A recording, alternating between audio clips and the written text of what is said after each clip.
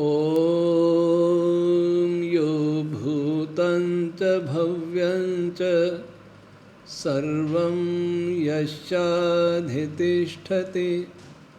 स्वर्यस्य च केवलं तस्मै ज्येष्ठाय ब्रह्मणे नमः।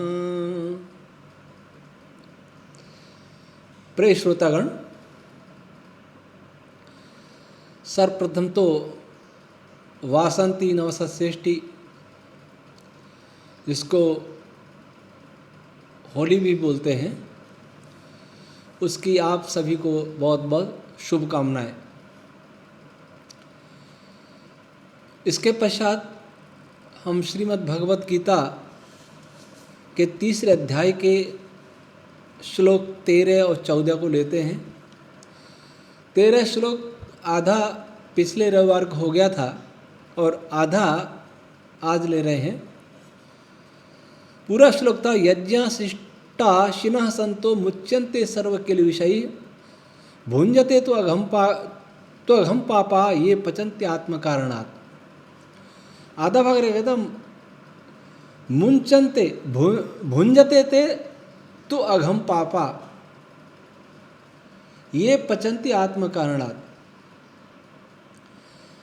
भगवान कृष्ण महाराज कहते हैं कि जो अपने लिए ही पकाते हैं, अर्थात जो अपने कमाए हुए धन संपत्ति का स्वयं उपभोग करते हैं, किसी और को नहीं देते हैं, वे पाप खाते हैं, अर्थात वे पापी होते हैं। वेद भी कहता मोघमन्नम विन्दते अप्रचेता सत्यम ब्रवीमे वद स इत सत्य। और आगे लिखा केवल आघो भवति केवल आदि। जो अकेला खाता है, मिल बांट के नहीं खाता, वो पापी होता है, उसका भोजन करना व्यर्थ है। भोजन एक उदाहरण है। संसार का कोई भी सुख भोगना व्यर्थ है। उस धन का सुख, बल का सुख, ज्ञान का सुख, धन से अन्न है, वस्त्र है, दवाइयाँ हैं, पानी है, पेय पदार्थ हैं, इन सब का उपभोग करना व्यर्थ है अगर वो केवल अकेला ही करता है तो। यहाँ उसी वेद की शिक्षा के अनुकूल योगेश्वर कृष्ण जी महाराज कहते हैं कि जो अकेला पकाता, अकेला अपने लिए ही पकाता है, वह पाप खाता है। आज संसार में अकेला खाने का दौर चल रहा है। कोई किसी को देना नहीं चाहता। हम यज्ञ करते हैं और यज्ञ में 2 शब्द बोलते हैं, इदम स्वाहा, अग्नये बोले, सोमाय बोले। स्वाहा और इदम नमम, ये सबसे अधिक बोले जाने वाले पद हैं। स्वाहा कहता है मैं आहुति समर्पित करता हूँ अग्नि के लिए, वायु के लिए, किसी और के लिए। और इदम कहता है मेरा नहीं है, अर्थात ये जो मेरे पास जो भी है वो ईश्वर का है, उसे मैं ईश्वर के लिए समर्पित करता हूँ। ईश्वर को तो चाहिए नहीं। ये जो मंदिरों में चढ़ावा जाता है, ये ईश्वर को नहीं चाहिए, इसकी कोई ज़रूरत नहीं, आडंबर है।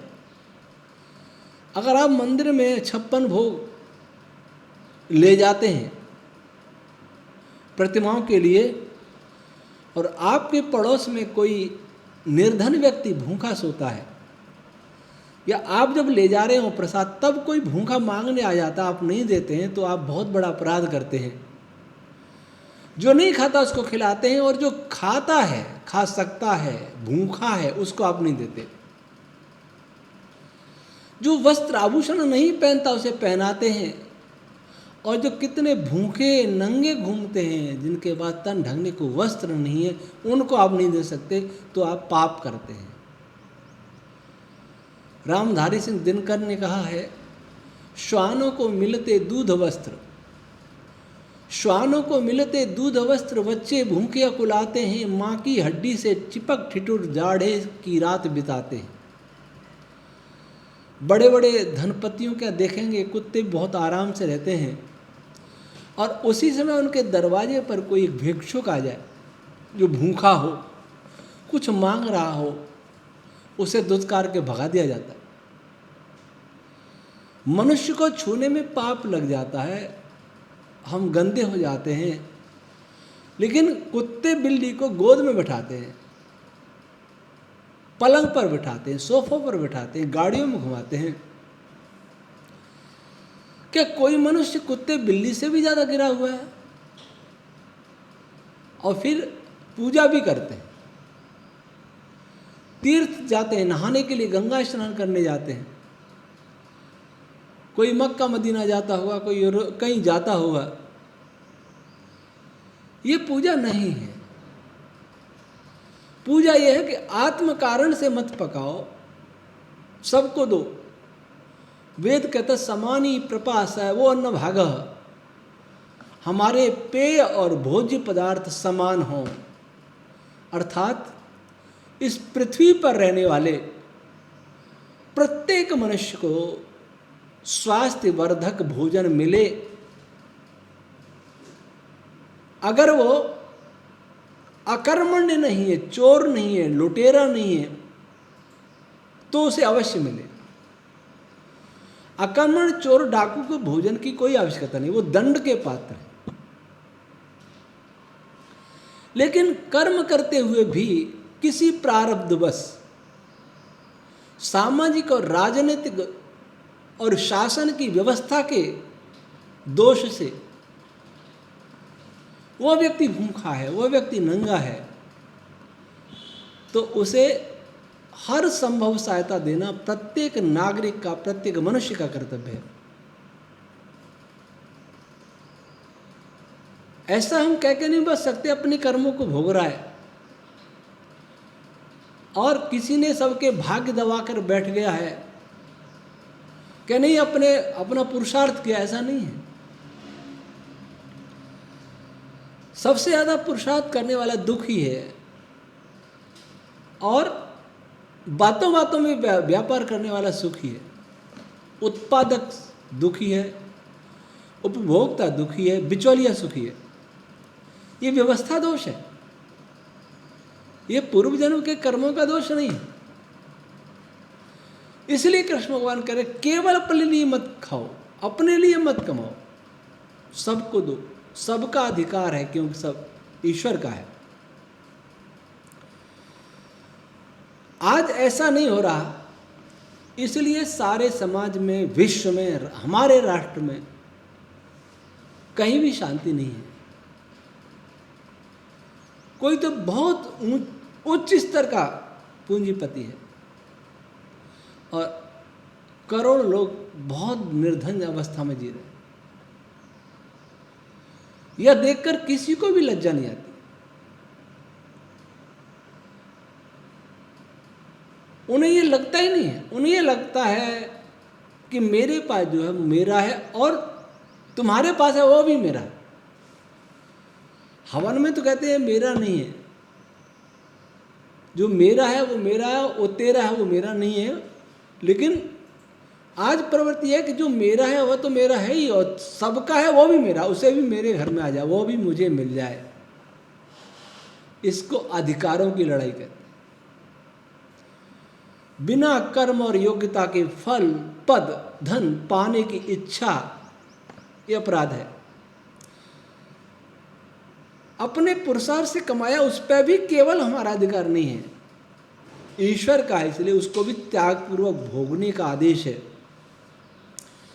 अगला श्लोक है अन्नादि भवति भूतानि पर्जन्यादन्न संभव यज्ञात् भवति पर्जन्यो यज्ञ कर्म समुद्भव। अन्नाद भवन्ति भूतानि, अन्न से सभी प्राणियों का जीवन चलता है, अन्न से इनका जन्म होता है। अन्न अर्थात जो खाया जाए, उपभोग किया जाए। जल भी अन्न है, वायु भी अन्न है, और खाद्य पदार्थ भी अन्न है। जिसका उपभोग किया जाए, इसको खाया जाए, श्वास के जरिए खाएं, मुंह से खाएं, ये सब अन्न है। इनकी उत्पत्ति पहले होती है, प्राणियों की उत्पत्ति बाद में होती है। अगर वनस्पतियां न होवे तो इस धरती पर कोई भी पैदा नहीं होवे। पहले वनस्पतियां बनी, पहले जो भी पैदा हुआ वो उन वनस्पतियों पर निर्भर था। आज उल्टा पढ़ाया जाता है कि पहले मनुष्य मांसाहारी था। ऐसी प्रवृत्ति हो चली है कि हमारा देश में भी मांसाहार का प्रचलन बहुत बढ़ रहा है। खैर, इसकी चर्चा यह नहीं करेंगे। चर्चा है कि अन्न, जल, वायु, इनसे प्राणियों की उत्पत्ति होती है और इनसे ही प्राणी जीवित रहते हैं। और अन्न किससे पैदा होता है? पर्जन्यात् अन्न संभवः। पर्जन्य से अन्न उत्पन्न होता है। पर्जन्य बादल को कहते हैं सामान्यतः। बादल से अन्न उत्पन्न होता है लेकिन आज वे ही बादल हमारे लिए अभिशाप बन गए। कब? जब पकी फसल खड़ी हो। कई जगह पिछले दिनों ओले गिरे, वर्षा हुई, किसान बर्बाद हुए, पशु दुखी हुए, पक्षी मरे होंगे। कल्पना करें, जो 4 महीने से उस खेती में परिवार सहित कार्य कर रहा था, सर्दी नहीं देखता, गर्मी नहीं देखता, रात नहीं देखता, दिन नहीं देखता, पूरा परिवार लगा रहता है मिट्टी में। वो भूमिपुत्र किसान। और जब 4 महीने हुए, फसल पकी, तभी ओलावृष्टि हो गई, तेज तेज आंधी आ गई, तूफान आ गया, वर्षा हो गई, उसका क्या होगा? सरकारी सहायता का थोड़ा बहुत ड्रामा चलेगा। कभी कोई सोचता नहीं है कि इनका जीवन कैसे चलेगा और इसके लिए कौन उत्तरदायी है। जो फसल को नष्ट करते हैं वे बादल पर्जन्य नहीं है। पर्जन्य किसको कहते हैं?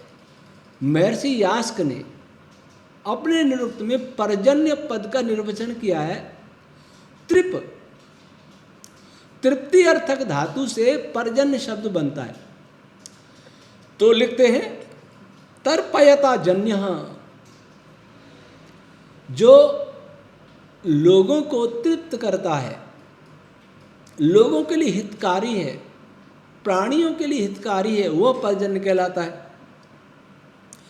परह जेतावा, जो दुर्भिक्ष आदि,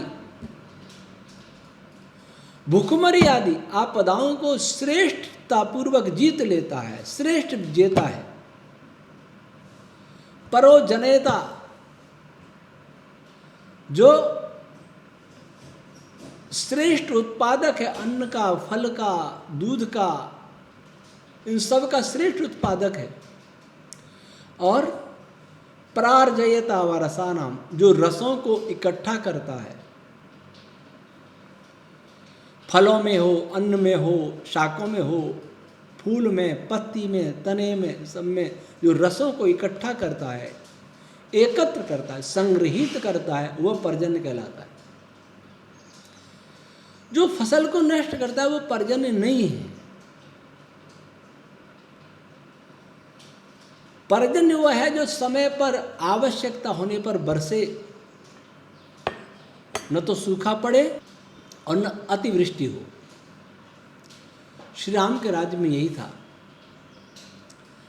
जब आवश्यकता होती, जैसे अपने खेत को नहर के द्वारा, ट्यूबवेल के द्वारा कैसे सिंचाई करते हैं, जब आवश्यकता होती है जब ही खोल चला देते हैं, फसल पी लेती है। कैसा समय होगा कि जब फसल को आवश्यकता होती तभी वर्षा होती थी और उतनी ही होती थी। ऐसा क्यों था? ऐसा आगे आएगा क्यों था। तो ऐसे पर्जन्य के द्वारा अन्न पैदा होता है। ऐसा ही पर्जन्य शुद्ध जल बरसाता है, ऐसा ही पर्जन्य वायु को शुद्ध करता है, ऐसा ही पर्जन्य अन्न आदि फल आदि को शुद्ध रूप में प्रचुर रूप में उत्पन्न करता है।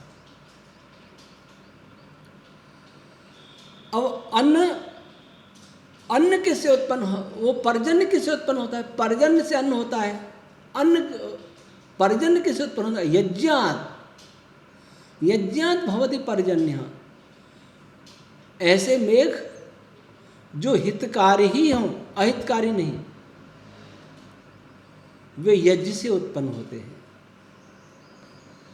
पहले हर परिवार में यज्ञ हुआ करते थे, सस्वर वेद पाठ हुआ करते थे,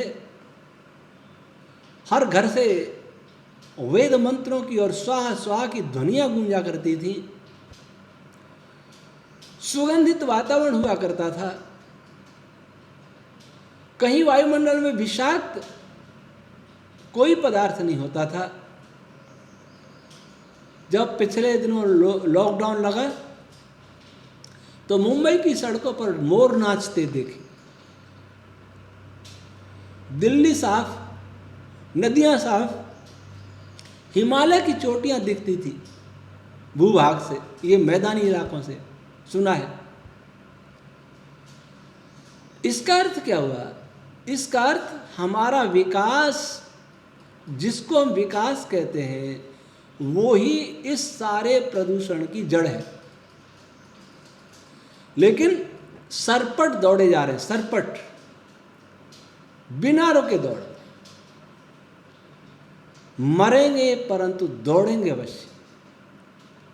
अगर पानी में जहर घुले तो घुले, हवा में घुले तो घुले, मिट्टी में घुले तो घुले, अन्न खा लें, जहर खा लेंगे, जहर पी लेंगे, जहर सांस में ले लेंगे, पर पागलों की तरह यूं ही दौड़ेंगे, क्योंकि दूसरे देश दौड़ रहे हैं।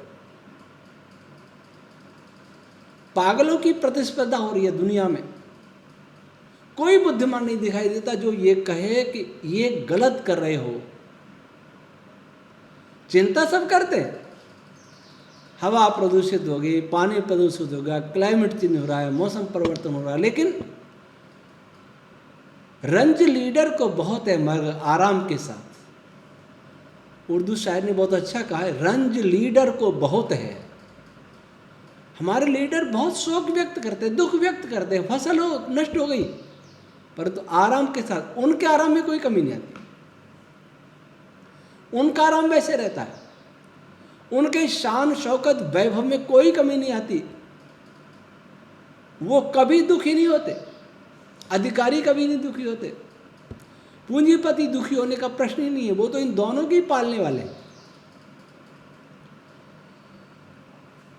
यज्ञ भावना नहीं है, त्याग की भावना नहीं है। कोई ये प्रश्न करेगा कि त्याग की भावना का बादलों से क्या संबंध है? संबंध है। जब त्याग की भावना आ जाएगी तो बहुत सारे उद्योग अपने आप बंद हो जाए, कोई आवश्यकता नहीं, दूसरे काम करेंगे जो लाभदायक है। प्रदूषण इतना नहीं करें। ये प्रदूषण होता है किस लिए? बहुत कमाने की इच्छा, बहुत कमा लें, 7 पीढ़ियों 10 पीढ़ियों तक के लिए कमा लें, भले ही उनके लिए हम हवा को नहीं छोड़ें, पानी को नहीं छोड़ें, भूमि को नहीं छोड़ें, पर धन छोड़ जाएं। जिसके लिए कमा रहे हो वह बचेगा कि नहीं बचेगा इसकी चिंता नहीं है। लेकिन कुछ लोगों को इस बात की पूरी जानकारी है, वो एक योजना पूर्वक ये सब कर रहे हैं ताकि रोगी होके, भूखे होके, नंगे होके, लड़ झगड़ के, कैसे भी करके मर जाए लोग, और मरते मरते भी दवा खा खा के मरे ताकि उनके पास पैसा पहुंचना चाहिए। यज्ञ भावना नहीं, लूट की भावना, डकैती की भावना, धोखाधड़ी की भावना। और इस प्रकार धोखाधड़ी करते हैं कि वो बहुत हमारे बड़े आदर्श दिखाई देते हैं, कि बहुत हमारे आदर्श हैं। एक पूंजीपति दुनिया में घूमता रहता है, स्वच्छंद अभयारण्य उसका भारत, तो दूसरे देश भी खूंखार योजना लेकर के घूमते। तो बादल पर्जन्य कहां से आएंगे? फिर तो बाढ़ आएंगी, सूखा होंगे। बैंगलोर हाईटेक सिटी बना दिया, पानी नहीं है। पानी के बिना हाईटेक सिटी में रहेगा कौन? अभी कल परसों पढ़ा सुना, गुजरात है, महाराष्ट्र है, कर्नाटक है, कई प्रांत भारत के पानी खाली होने वाला है, इनका भूमिगत जल। तो अब क्या होगा? अब तो रुक जाओ, बहुत दौड़ लिए, सपने क्यों देख रहे?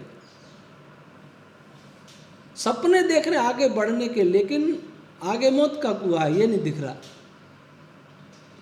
कईयों को दिख भी रहा हुआ मरेंगे, लेकिन जो मरेंगे उनको नहीं दिख रहा, और जिनको दिख रहा वो सोचते हैं वे तो मर रहेंगे। तो यज्ञादि भवते पर्जन्य, जब त्याग की भावना होगी तो हमारी आवश्यकताएं सीमित होंगी, और सीमित आवश्यकता के लिए बहुत सारे उद्योगों की आवश्यकता नहीं होगी। हम विलासी भावना होगी हमारी, हम चाहते हर काम मशीन करे, मुझे हाथ से कुछ न करना पड़े। महिलाओं का बिलोना करना गया, चक्की पीसना गया, मसाला पीसना गया, धान कूटना गया, पेशी ऊर्जा का प्रयोग होता था। पेशी ऊर्जा संसार की सबसे शुद्ध ऊर्जा है, पर्यावरण के लिए सबसे अच्छी ऊर्जा तो पेशी ऊर्जा है, कोई ऊर्जा नहीं है। सोलर ऊर्जा की बात करते हैं, ये भी एक साजिश। इससे भले ही ठीक है, लेकिन अंततः वो भी विनाशकारी है। कोई बात नहीं करता कि अपने हाथों से काम करो, क्यों नहीं करते? यज्ञ की भावना नहीं है। अगर हाथों से काम करेंगे तो बिलौना करने की मशीन बेचने वालों का क्या होगा, उस कंपनियों का क्या होगा, फ्लोर मिल्स का क्या होगा, मसाले पीसते उनका क्या होगा? और जो स्वस्थ रहते हैं, सुखी प्रसव, सामान्य प्रसव होता था, तो फिर ये सारे IVF और सारे जो सर्जरी से प्रसव किए जाते हैं, उन डॉक्टरों को, उन फार्मा कंपनियों का क्या होगा? खेल वहां से शुरू होता है। कोई भी ऊर्जा खर्च करो, पेशी ऊर्जा के अतिरिक्त हर ऊर्जा प्रदूषण करेगी, हर ऊर्जा प्रदूषण करेगी। सोलर ऊर्जा के लिए जो प्लेटें वगैरह बनाई जाएंगी, बैटरी बनाएंगी, क्या उसमें प्रदूषण नहीं होता उनके निर्माण में? और ये खराब होंगी, इनका कचरा होगा, क्या वो प्रदूषणकारी नहीं होगा? मैं अपने हाथ से काम करता हूं, इसमें कोई प्रदूषण नहीं है। पशु बैल से काम लो, घोड़े से काम लो, हाथी से काम लो, गधे से काम लो, उसमें कोई प्रदूषण नहीं। वही सबसे मुख्य ऊर्जा थी सब पहले, तब पर्जन्य बना करते थे। ये खतरनाक बादल नहीं बना करते थे, या सूखा नहीं पड़ते थे, उस समय पर्जन्य होते थे, तृप्त करने वाले। भूखे को भोजन दो तो तृप्ति होगी, पेट भरे हुए को भोजन खिलाते रहो तो मरेगा, बाढ़ आती रहे तो मरेंगे, और भूख में भी भोजन दाना न मिले तो मरेंगे। आज ये हो रहा है, कोई दाने को तरस रहा है, कोई बहुत खा के बीमार हो रहा है, कुपोषण से बीमार हो रहा है, ज्यादा खा के बीमार हो रहा है। दोनों ही फार्मा कंपनियों को निहाल कर रहे हैं। यज्ञ नहीं है, यज्ञ की भावना नहीं है। दूसरा, जिसमें त्याग की भावना होगी वहां लोभ की तरंग नहीं होंगी, वहां क्रोध की तरंग नहीं होगी, लूट खसोट होती है, हिंसा की तरंग नहीं होगी। कोई लूट लेगा, वो शोकाकुल होगा लूटने वाला, शोक की तरंग नहीं होगी, डिप्रेशन नहीं होगा, अवसाद की तरंग नहीं होगी, ये नकारात्मक तरंगें नहीं होंगी। कैसी तरंगें होंगी? करुणा की तरंगें होंगी, प्यार की, प्रेम की तरंगें होंगी। उन तरंगों से वायुमंडल, जल, थल, नभ सभी स्वस्थ रहे, मनस तत्व स्वस्थ रहेगा, शुद्ध रहेगा। बादल बनना, मॉनसून बनना, पृथ्वी का अपने अक्ष पर घूमना, सूर्य के चारों ओर घूमना, ये निश्चित क्रियाएं हैं। पृथ्वी जितने समय में एक चक्कर लगाती है सूर्य का अथवा अपना, उससे बिल्कुल भी 1-2 मिनट भी आगे पीछे नहीं होता, उसकी क्रियाएं व्यवस्थित हो रही हैं।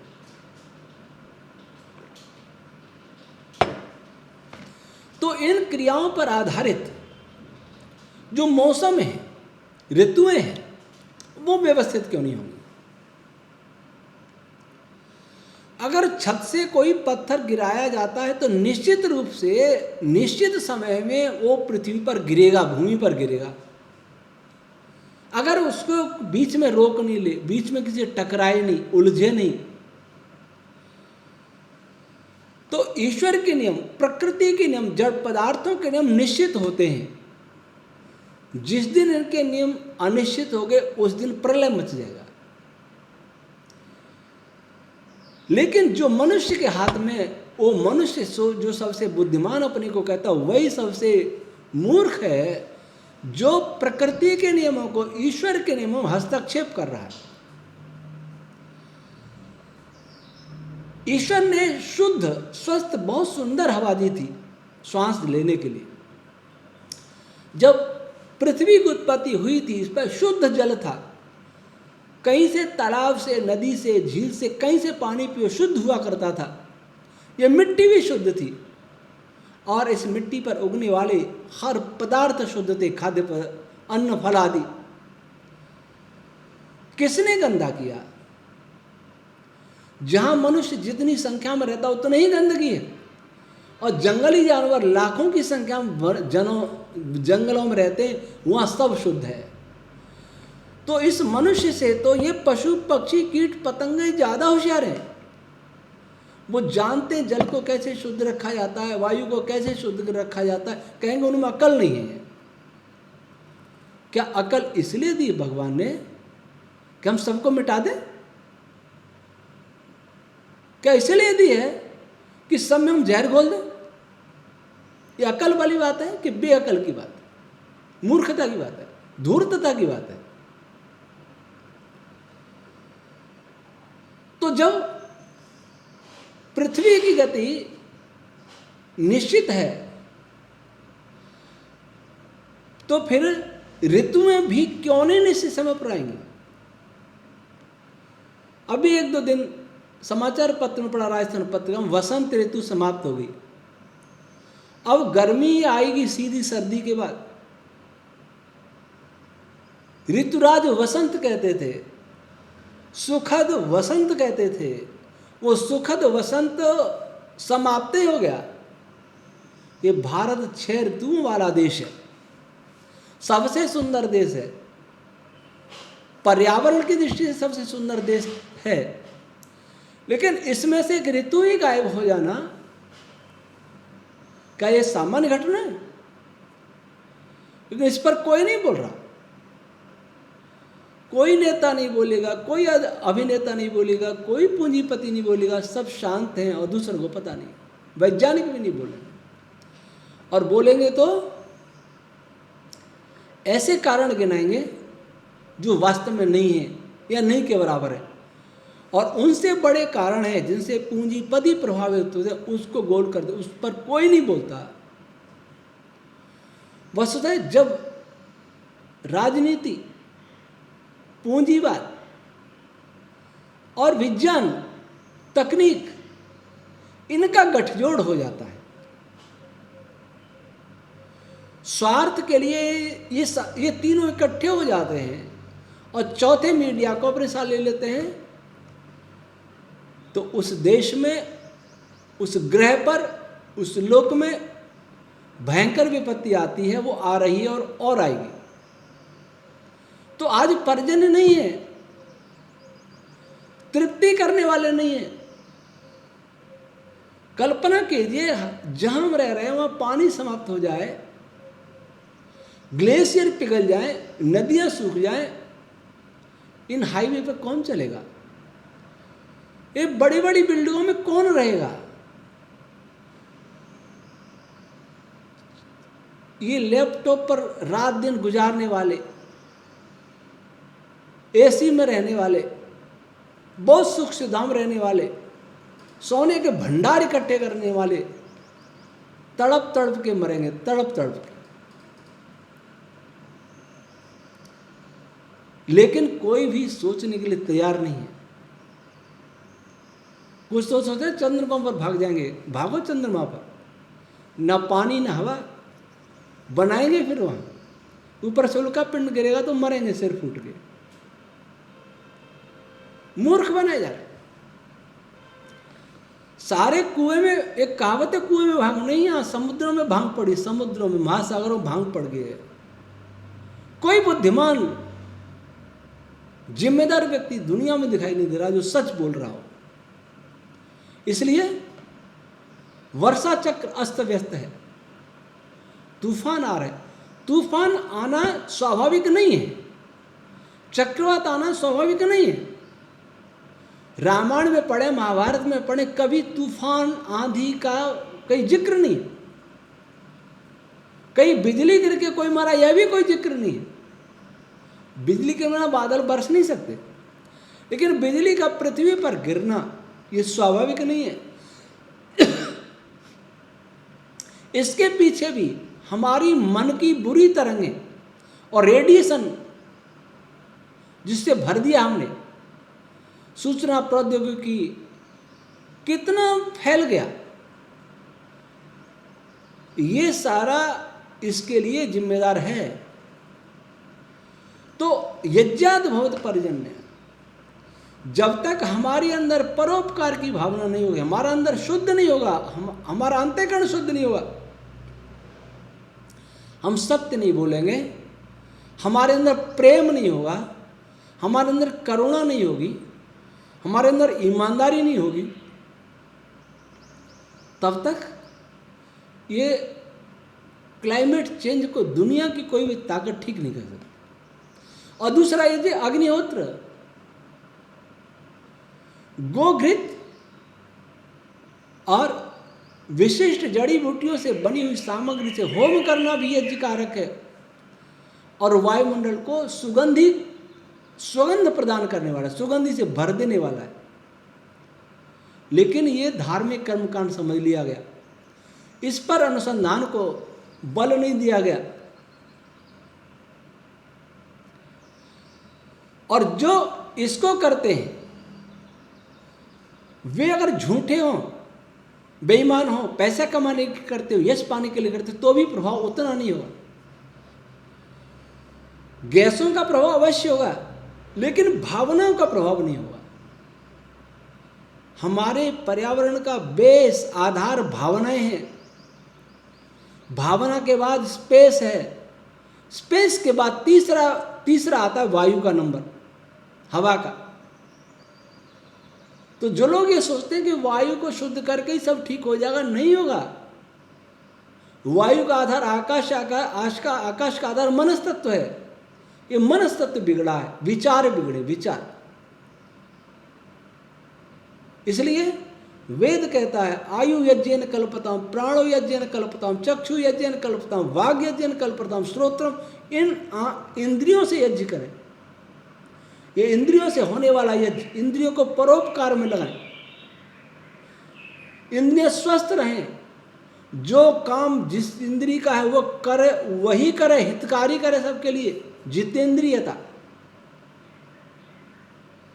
जो इससे ये कहते हो कि ये आध्यात्मिक बात है, फिजिकल साइंस नहीं है, पर्यावरण इसका कोई प्रभाव नहीं पड़ता। इसका अर्थ है कि वो पर्यावरण शब्द का अर्थ ही नहीं जानता, और इसका अर्थ है वो फिजिक्स भी ठीक नहीं जानता।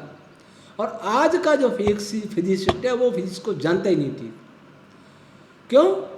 क्योंकि पार्टिकल फोटोन से आगे उसका कोई सोच ही नहीं है। तो कैसे ठीक ठीक पदार्थों को जान जाएगा? और नहीं जानेगा तो उसे कैसे पता चलेगा कि क्लाइमेट चेंज किसके कारण होता है? बहुत अधूरा साइंस है, पर्यावरण साइंस बहुत अधूरा है। फिजिक्स सबसे सूक्ष्म है, पर्यावरण साइंस तो बहुत स्थूल है, लेकिन फिजिक्स जहाँ समाप्त होता है वो हमारा फिजिक्स, वैदिक फिजिक्स प्रारंभ होता है। वैदिक फिजिक्स समझे बिना और उसको जीवन में उतारे बिना कोई वैज्ञानिक हो, कोई पूंजीपति हो, कोई नेता हो, अभिनेता हो, कोई भी इस पर्यावरण को शुद्ध नहीं कर सकता। शुद्ध देखना तो देख लो, फ्रांस में, स्विट्जरलैंड में, अमेरिका में, इंग्लैंड में शुद्ध दिखाई देता है। झीलों का पानी भी शुद्ध होता है, वायु भी शुद्ध रहता है,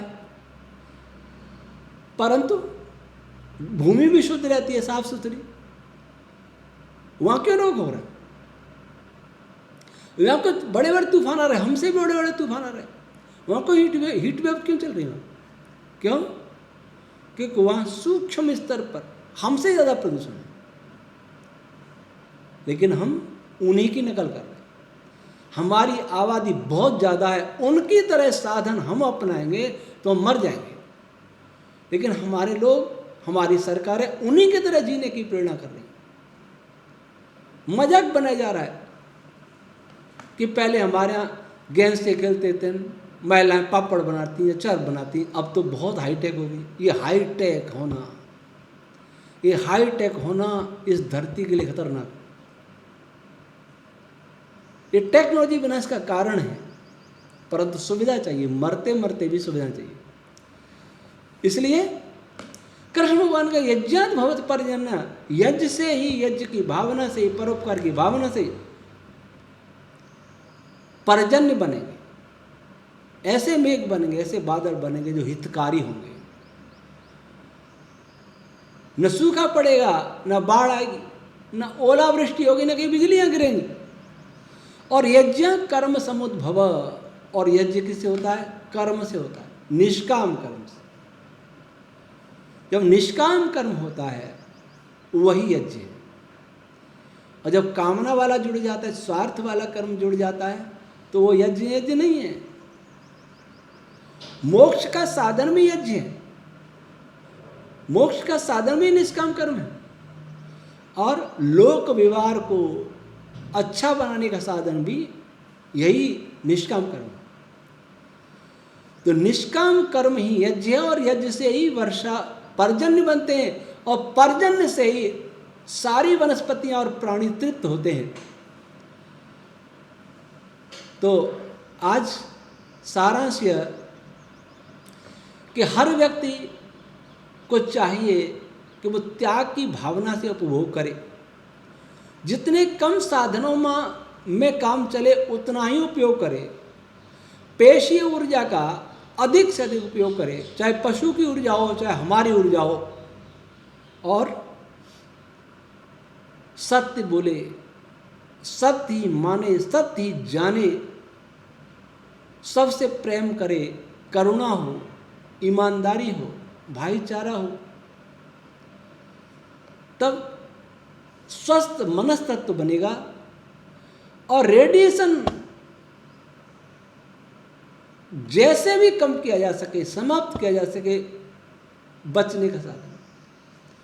रेडिएशन का अलग चैम्बर बन रहा है ये धरती, इधर युद्ध अलग थोपे जा रहे हैं, युद्ध हो रहे हैं, मिसाइलें परीक्षण हो रही हैं, विमानों का आवागमन, वाहनों का आवागमन, बहुत खुश हो रहे हैं, लेकिन ये कितना जहर घोल रहे हैं पर्यावरण में, इस पर कोई विचार नहीं।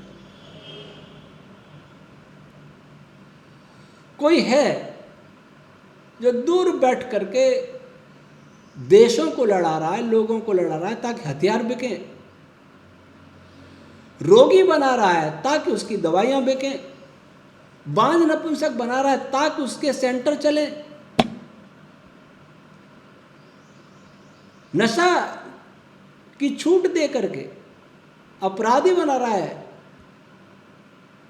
और वो लड़े और मरे, और पर्यावरण को नष्ट कर रहा है ताकि खाद्यान्न संकट पैदा हो जाए, जल संकट पैदा हो जाए, और जनसंख्या मछली बिना पानी के तड़पती ऐसे मर जाए। गीता ये संदेश देती है कि ऐसे मत जियो, यह जीने का तरीका नहीं है। ऐसा जो जीता वो अधम है, राक्षस है, दस्यु है, दंडनीय है। इसलिए विचार शुद्ध रखें, शुद्ध विचारों के साथ निष्काम कर्म करें, तभी हमारा यज्ञ होगा और उसी से हम सुखी रहेंगे, पुण्य होगा। आज इतना ही। ओम शम।